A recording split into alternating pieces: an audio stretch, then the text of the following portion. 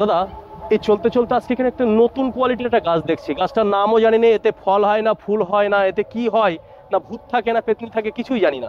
গাছটা কি গাছ দাদা?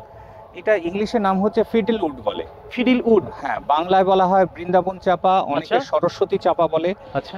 এই লেজের মতো ছোট ছোট ফুলের রাশিগুলির নামে কিন্তু এই অসাধারণ গন্ধ, কিন্তু একটু আপনি নাক দিয়ে শুকে দেখতে পারেন যে খুব সুন্দর গন্ধ, খুব ব্যাপক সুন্দর গন্ধ, হেভি সুন্দর গন্ধ।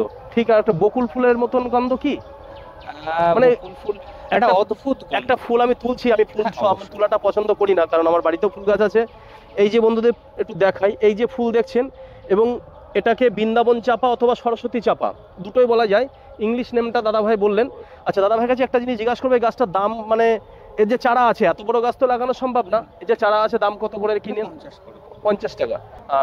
বন্ধুদের বলো, যদি গন্ধ আওলা যদি কোনো ফুল গাছ লাগাতে হয় তাহলে অবশ্যই কিন্তু এই সরস্বতী চাপা বা বৃন্দাবন চাপা আপনি একটা লাগাতে পারেন। গাছের কোয়ালিটি এই যে দেখুন বন্ধুরা, এই যে গাছের কোয়ালিটি কত সুন্দর এখানে, এই যে হেভি গন্ধ, এই যে ছোট ছোট ছোট ছোট ফুল, কিন্তু এর যে গন্ধের যে কত তেজ, বন্ধুরা না লাগালে বা না শুকলে বুঝতে পারবেন না।